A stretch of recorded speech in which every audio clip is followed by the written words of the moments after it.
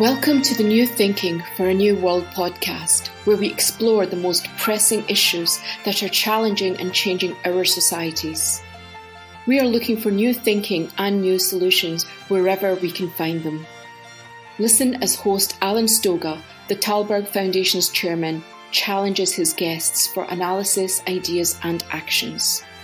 Together, we can help make our world at least a bit better. For many, the holiday season is a time of giving, when people think a bit more about those with less or those affected by the impact of war or other calamities. But those problems and the philanthropic urge to do something about them is far bigger than something the Scrooge in Dickens' A Christmas Carol is finally moved to do on Christmas morning. Globally, private philanthropy is big and growing. Nonprofit foundation assets around the world have been estimated to exceed $1.5 trillion, and those NGOs spend more than $150 billion annually. Giving Tuesday alone is now a worldwide phenomenon that raised more than $3 billion last month. Unfortunately, of course, the problems are even bigger, but still, that's a lot of money. My guest today is Michael Thatcher, president of Charity Navigator, a U.S.-based NGO that assesses and rates something on the order of 200,000 American nonprofits, aiming to provide objective criteria to guide giving. Welcome, Michael, to New Thinking for a New World. Alan, thank you for having me. Michael, let's start with the arc from Scrooge to today. Dickens wrote his classic in 1843. Giving Tuesday was founded 10 years ago. More than 200 billionaires around the world have now signed the Giving Pledge. The impulse to help others with financial support is obviously deeply felt, but is it effective? Or rather, what can be done to help donors and charities be more effective, which I assume is what Charity Navigator is fundamentally all about? That's correct. If you think about it, Charity Navigator, we're celebrating our 20th anniversary this year. And 20 years ago, our founder, Pat Dugan, and his wife, Marion, they came into significant wealth. They started giving back. And then they realized there was no way to actually differentiate between what seemed like a lot of charities back then. There are about 1.6 million in the US today. I'm guessing it was less than half that 20 years ago when we started. And ultimately, what we're trying to do is bring transparency and in a simple and an accessible way to the average American donor. So our core audience is everybody and anybody, and it's not necessarily high net worth individuals. And we see a tremendous amount of uptake in people really wanting to get information and do better with the gifts that they make. You mentioned the word transparency, which was going to be my next question, in fact. It's as though we practiced this. You have a background in tech. You were at Microsoft for years. And I assume that's where your belief that transparency can indeed transform transactions. Being able to see what's going on and measure it really makes a difference. The work I did at Microsoft taught me about leverage. Charity Navigator is a terrific point of leverage because it enables me as an individual to affect giving in a positive way across a multitude of different areas that I really care deeply about. And so the transparency of the way it works in our ratings is that we're actually getting that information from the charities and then making it available in a normalized and kind of a standardized fashion for the individual donors. And are you confident that the transparency, which is based on the information they're providing you, that transparency is really happening? It is happening in a couple of ways. One is we have in the United States, we're working from the tax forms from the individual charities. So we get that data, it's been processed by the IRS, and that's how we get that information. The additional data points we're collecting are also coming through either other organizations that collect this information. This is GuideStar by Candid, and we're also working with directly with the charities and getting their data that they submit to us. So it is working. It's also information that they publish on their websites. And so that's how we're doing the validation at this point. Without naming names, have there been examples in these 20 years, or since you've been there perhaps, where you discover that a charity, a foundation, isn't what they say they are, and really ought not to be recipient of public largesse? Very definitely. And one of the things we created a little over 10 years ago was our alert system, or we would, at the time they were called donor advisories, and we had a watch list. And so, for example, if you lie to us or you lie to the IRS, that's not that's not okay. We issue an alert, and these alerts are really they hurt, because if you have a high level alert on your organization, many times we'll strike your rating because we no longer have confidence in the information that's been supplied to us.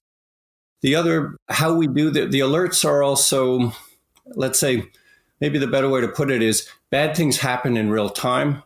Our ratings get updated on an annual basis. So the team that's running the alerts, they're working on a weekly cycle where they're receiving news feeds, they're scanning through news, they're also getting information from the Attorney General's offices in the various states in the country.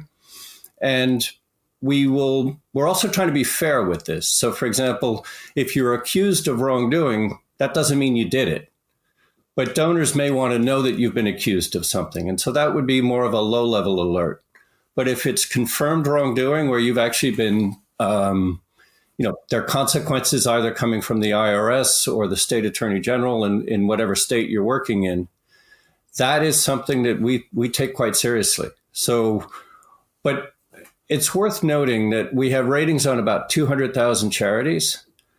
On average, there are about 400 alerts that you can find on our site. And again, those alerts go for rated and unrated organizations, which means out of the 1.6 million charities that are actually also on the database, there's only 400, which shows you that it's not that much. In fact, it's insignificant. Let me go down a rabbit hole. A lot of organizations, a lot of charitable organizations and NGOs in the United States are, if not permanent, have a long track record. I'm thinking UNICEF, I'm thinking Red Cross, the big ones, but also small ones. Nonetheless, a lot of the more visible requests for aid are not accidental, transactional, if you will. A hurricane hits, a war starts, a disease pops up. And suddenly there are mostly, I suspect, quite positive responses of people saying, you need to raise money for this, you need to raise money for that. I assume, and they don't file taxes because they're brand new, there's no track record. How does an organization like yours track what I would call charity pop-ups? The short answer is we don't. And it's an area, it's funny, this came up with recently this year, actually, with the Ukraine. And there's an organization that is a highly rated nonprofit. This is Team Rubicon. And their founder, one of their co-founders, left Team Rubicon and started a new organization called Operation White Stork. And he reached out to me and said, hey, the paint's not even dry yet. We just formed this new organization. What we're doing we're evacuating women and children, and we're giving field dressing kits to Ukrainian soldiers. We're trying to raise awareness. The problem for Charity Navigator is there's no track record. So go back to the transparency piece. We don't actually have enough information to issue a rating on a startup organization. What we're looking at, and this is an area that fascinates me, because I know Will McNutley. He does good work. He did great work with Team Rubicon, and so it hurts not to be able to provide a rating. But at the end of the day, we really don't have any information to do an assessment. We could create an area like startup organizations, new charities.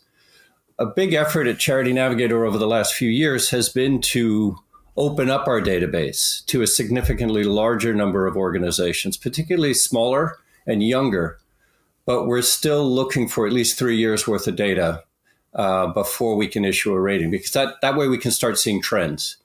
Until we have the trends, it's hard for us to see what's going on. The other thing I do want to say about disaster giving or crisis giving is we take that pretty seriously, because it's also an area where Charity Navigator is of terrific value. If you think about it, you may care about the environment, but when there's a humanitarian issue, you may not necessarily have done any research on this. It happens fast. You want to do something about it quickly.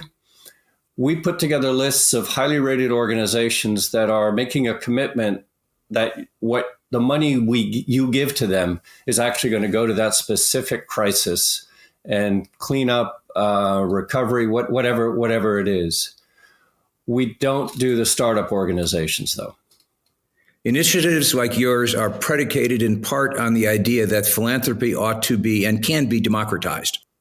How does Charity Navigator do that? Well, if you think about it, up until we existed, the average American's ability to get good information on charitable performance really wasn't there. And so I'd say, at least for me anyway, democratizing philanthropy is about putting as much information into people's hands as you can so that they can make smart choices. It's also one of the things I've observed in the U.S. is that there's a lot of fear of my money is going to be misused, or that I'm going to get ripped off, to kind of put it in simpler terms. That isn't the case. But information, and again, this goes back to transparency. If I can show you how an organization is making an impact in the world, managing their people, spending your money, that has helped. The other thing that we do is we don't charge the donor and we don't charge the charity. So if you are, say, a high net worth individual, you might have staff or you might contract out the work of doing that research for you. We're trying to take that cost out, make as much information as we can available to anybody. So the way I like to think about it is, I don't care if you have $5 million or $5. I'm going to help you find a good organization to give your money to. So how do you fund Charity Navigator? We are, so historically, I'll give you the quick history on that. We started as a private foundation. So our founders supplied all of our needs for the first eight to 10 years. And then for the last 10 years, we have been a 501c3 charity ourselves. Over 60% of our revenue comes from individual donors, with the average donation being $45. Which goes back to the democratization point. Because of that funding model, that we need to reach a lot of people, and we exist to reach a lot of people. So that's kind of that's worked for us. We do get some sizable foundation grants here and there, and that has allowed us, for example, if you've noticed, we have a very, we've just refreshed the brand, and we have a new website that's just gone live. That was made available to us through a significant grant we received in 2021. If you feel that the world lacks global leaders, please help support the Tallberg Foundation programs. Individual donations are being accepted at tallbergfoundation.org/donate. That's TALLBERG foundation.org/donate. The Tallberg Foundation is global and philanthropy is global. I saw a recent Harvard Kennedy School report that said, much to my surprise, 40% of NGO foundations, at least that they could identify, are non-American. And those foundations have something on the order of $600 billion in assets. As I said, that surprised me because I know when I try to raise funding for the Tallberg Foundation, the notion that I often get back is, no, philanthropy at scale is an American phenomenon. Because of the IRS treatment of charity, you get a tax donation for it. That's why you give. How important do you think that really is to explaining American generosity? It's a tough question. I mean, if you think about it, the U.S. tax code has been, the charitable tax code went into effect in, I believe it was 1917. I mean, it's over 100 years old. That generosity, that helped us institutionalize philanthropy and also created a vibrant charitable sector. The fact that we're able to track it the way we do, and I think that recent numbers in 2021, it was $480 billion went into the sector last year. just in the United States. I don't know that we have the ability to track it quite the same way in other countries because we don't have that transparency. In the and the other element of this, which is part of the U.S. tax code, is a charity's tax filing is a public document, and that's allowed us to exist. For example, it's also allowed us to scale, given the digitization of information. I've lived in other countries, and I've always seen generosity. I think generosity and philanthropy is human. That's something we do. We care for each other. It's also part of most organized religions have an element of giving back in them. I'm not giving you a good answer to your question about American generosity, but it's something that I don't know. It's human. It's human, and I would argue that it's everywhere. We've just made it more of an institution. Well, that leads to the obvious next question, which is the challenges of transparency, of making philanthropy more democratic, exist everywhere. And do you think, stepping back from the day-to-day at Charity Navigator, do you think the kind of work you're doing has global legs, might have global legs? I want it to. I took this job while I was living in Singapore and did a tremendous amount of work on international standards when I was at Microsoft. And so my goal when I came to Charity Navigator 7 years ago was let's get this right in the United States and then go international with it. I do have almost quarterly phone calls or email exchanges with folks in other parts of the world asking can we think of setting up a Charity Navigator in this country or in that country? There's tremendous interest. The challenge is actually it's the appetite for transparency within the charitable sector, and sometimes it's the structures of government structures that may or may not be as conducive to it.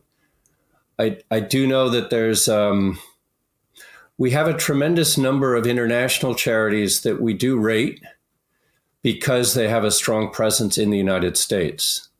So that is one area. But having set up, we have yet to set up a Charity Navigator in another country, and I do see that happening. Well, your Microsoft background and your international background, your global background, Singapore as an example, you know the difference in data sets. And clearly, as you've already said, having the IRS peering over foundation shoulders has made what you do, as you said, possible. So as you think about the rest of the world, you'd have to find it probably would have to be a different model somehow, don't you think? Yes and no, because one of the things it's happened at Charity Navigator, and I think it's happening everywhere, is we're moving away from just looking at where money gets spent and trying to determine what actually gets accomplished with that money. So, put it in simpler terms, we're trying to evaluate impact of the organizations. That has a financial component to it, but that's not everything. And when you're doing an assessment of impact on an organization that's preserving eyesight, let's say, the financials matter, and we care about sort of cost per outcome, but eyesight, measuring how many people have, retained their eyesight or have regained their eyesight, that's the interesting point of measurement. We're collecting that data. What I think is going to be harder in other countries is potentially audit or validation of the information we collect and our ability to do that effectively. Question. You just talked about, in effect, both efficiency and impact. And as someone who has run a number of nonprofits so far in my career, that's one of the great debates inside any nonprofit. Are you in business trying to be as efficient as you possibly can, or are you trying to be as impactful as you possibly can? And how do you measure it?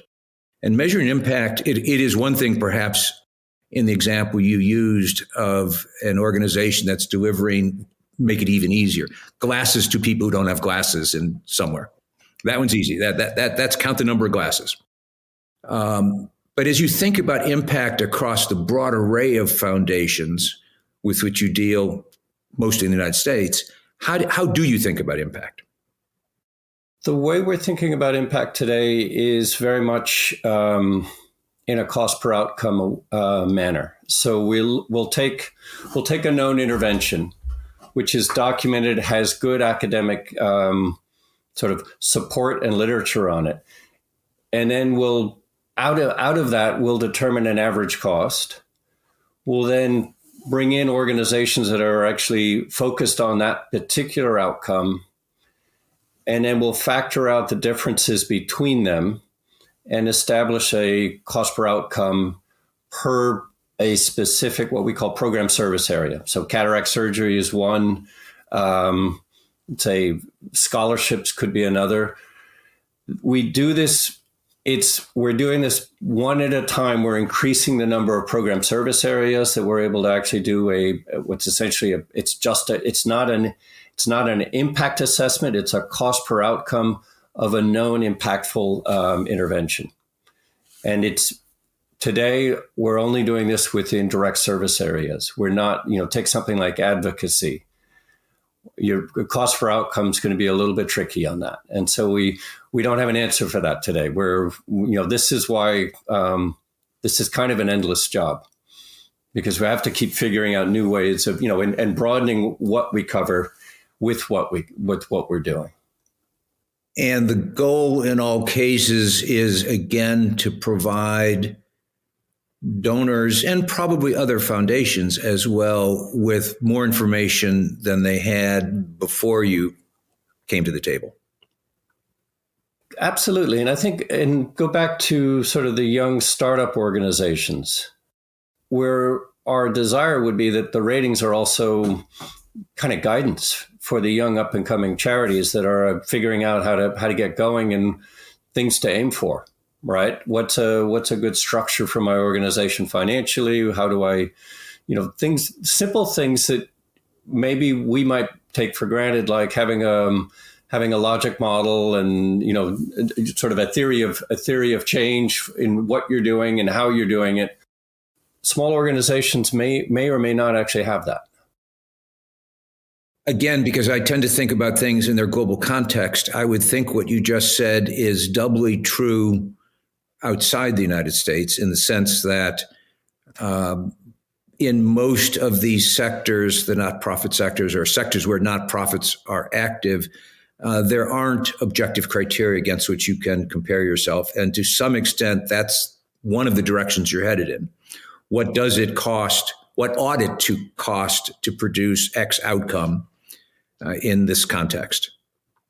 Are you seeing interest? Do people outside the United States, NGOs outside the United States, understand and access that information for that purpose? Or is that, again, something that can happen more in the future as you continue to grow?